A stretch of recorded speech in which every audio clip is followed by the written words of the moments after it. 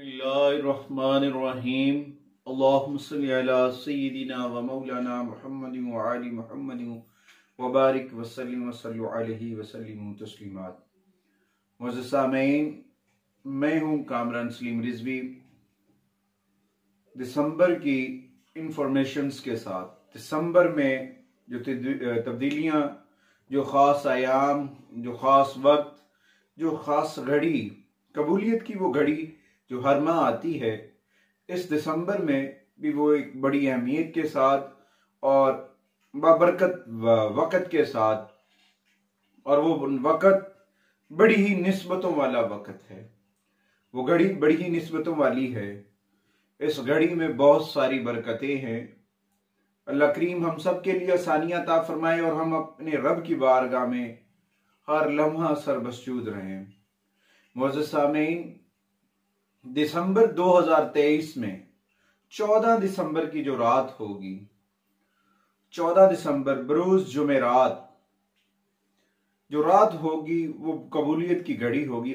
और साथ की जो वक़्त की घड़ियां होंगी वो कितनी बाबरकत होंगी, उसका अंदाजा वही लोग लगा सकेंगे जो उस रात अपने रब से अपना राब्ता मजबूत करेंगे, जो अपनी रब की बारगाह में सरबस्जूद होंगे, जो अपने रब से गिड़गिड़ाएंगे, अपनी मुश्किलें, अपनी हाजतें, अपनी मनाजात बारगाह कुद्दूस में पेश करेंगे। ये एक ऐसा लम्हा है, ये एक ऐसी घड़ी है जिसमें हम अपने रब से उसकी रजा के लिए, दुनिया के लोगों की आसानियों के लिए दुआ मांगते हैं।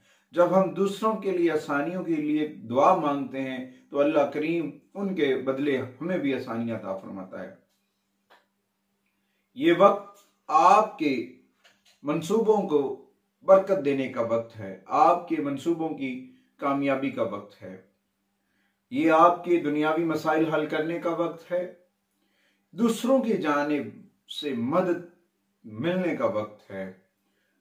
इसमें जो 12 का आदद है, देखिए 12 दिसंबर, जो दिसंबर का महीना है वो भी 12 है, और ये घड़ी के वक्त में भी 12 की एक निस्बत है। ये आले मोहम्मद व आले मोहम्मद की निस्बत है, 12 इमामों की निस्बत है, आइमा अहले बैत की निस्बत से है। और इसका वक्त बहुत सुनहरी है। वक्त का जो घंटों का जो दारोमदार है वो अहले बैत अतहार से है, पंजतन पाक से है। 5 घंटे दिसंबर में इस कबूलियत की घड़ी में 5 घंटे हमें मुयस्सर होंगे, और उन 5 घंटों में अगर हम अपने रब की बारगाह में बवजू होकर कुरान करीम की तिलावत करें, सलातो सलाम पढ़ें, नवाफिल अदा करें, उनकी बदौलत हमारे लिए आसानियां होंगी। ये अपना रूहानी राब्ता मजबूत करने का वक्त है। इस वक्त में आप जो भी दुआ करेंगे वो आपकी कबूल होगी। ये कबूलियत की वो घड़ी है जिसमें अल्लाह करीम अपने बंदों को पुकार पुकार कर नवाजता है। ये टाइम पाकिस्तानी स्टैंडर्ड टाइम के मुताबिक 11 बजे से शुरू होगा और 4:30 तक ये टाइम रहेगा। ये वक्त 5 घंटों से थोड़ा सा ऊपर है, लगभग 5 घंटे से थोड़ा सा ऊपर वक्त है। इसमें वो सारी चीजें, अगर हम लोगों के लिए अच्छा सोचेंगे, अच्छा करेंगे, इंसानियत के लिए सोचेंगे, अल्लाह करीम दूसरों के सोचने के बदले हमें डबल अजर अता फरमाएगा। हमें अल्लाह की रजा हासिल करनी है, कुर्ब खुदा हासिल करना है, अल्लाह की मोहब्बत हासिल करनी है, अल्लाह की रजा हासिल करनी है, अल्लाह का बंदा बनना है, उसकी बारगाह में रोना है, गिड़गिड़ाना है, रो रो के अपनी हाजात को, अपने मसाइल को अपने रब की बारगाह में पेश करना है। जब हम अपनी रब की बारगाह में पेश करेंगे तो हमारा रब हमारे ऊपर रहमो करम करेगा, हमारी बिगड़े काम बनेंगे। हमारा रब हमसे 70 माओं से ज्यादा प्यार करता है। जो रब अपने बंदों से, अपने बंदे से 70 माओं से ज्यादा प्यार करता है, तो जब उसका बंदा उसकी बारगाह में उसके प्यारे हबीब सरकार दो आलम सल्लल्लाहु अलैहि वसल्लम का वसीला पेश करेगा, तो क्या उसका क्या अल्लाह ताला, क्या खालिक़े कायनात नहीं अता करेंगे? यकीनन अता करेंगे। ये कबूलियत की घड़ी इसी वजह से कबूलियत की घड़ी है। इस घड़ी में मोहम्मद व आले मोहम्मद के वसीला से जो भी मांगा जाएगा वो मिलेगा। ये घड़ी अनायत की घड़ी है, ये घड़ी कबूलियत की घड़ी है, ये घड़ी अता की घड़ी है।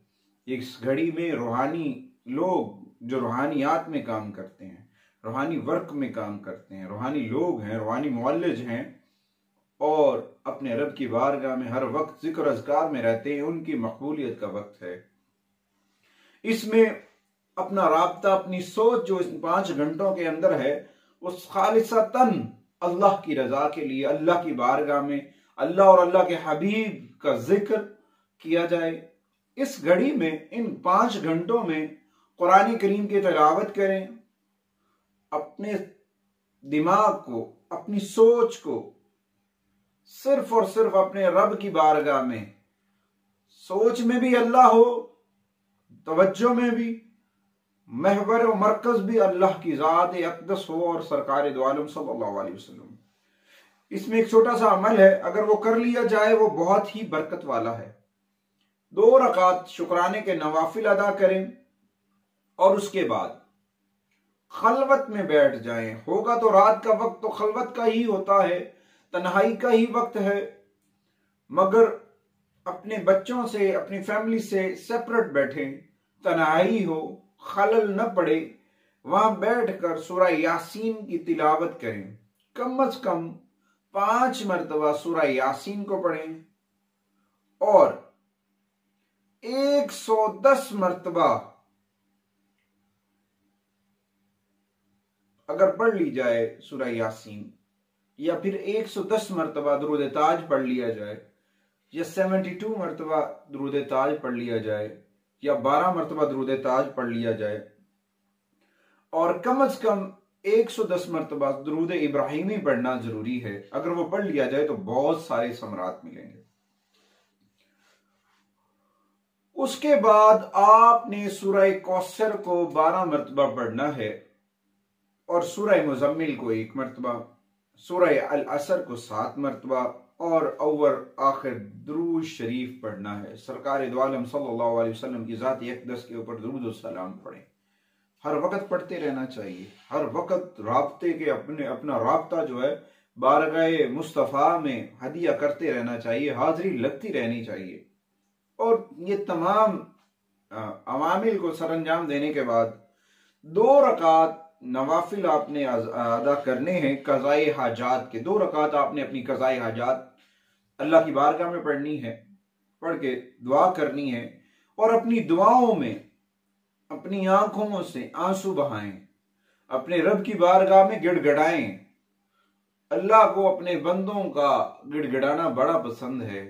जब आप गिड़गिड़ा के सरकार दो आलम सल्लल्लाहु अलैहि वसल्लम का वसीला पेश करेंगे तो अल्लाह करीम आपके ऊपर अपने इनाम व कराम की बारिशें कर देगा, आपकी परेशानियां दूर फरमा देगा, आपकी रुकावटें दूर होंगी।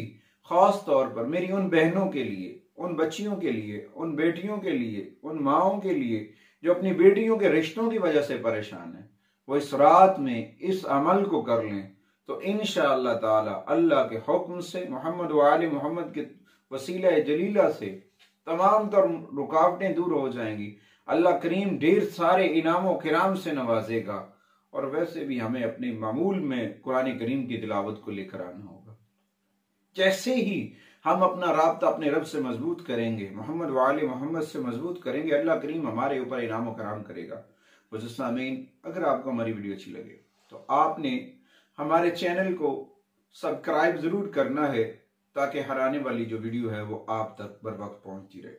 दूसरी बात, आपने हमारी वीडियो को फॉरवर्ड भी करना है, शेयर भी करना है, आगे दूसरे लोगों को भी भेजें ताकि इस नेक रात में जो लोग भी ये अमल कर लें, हो सकता है आपका भेजा हुआ मैसेज, आपका शेयर किया हुआ, आपका फॉरवर्ड किया हुआ वीडियो किसी के लिए खुशी का सबब बन जाए।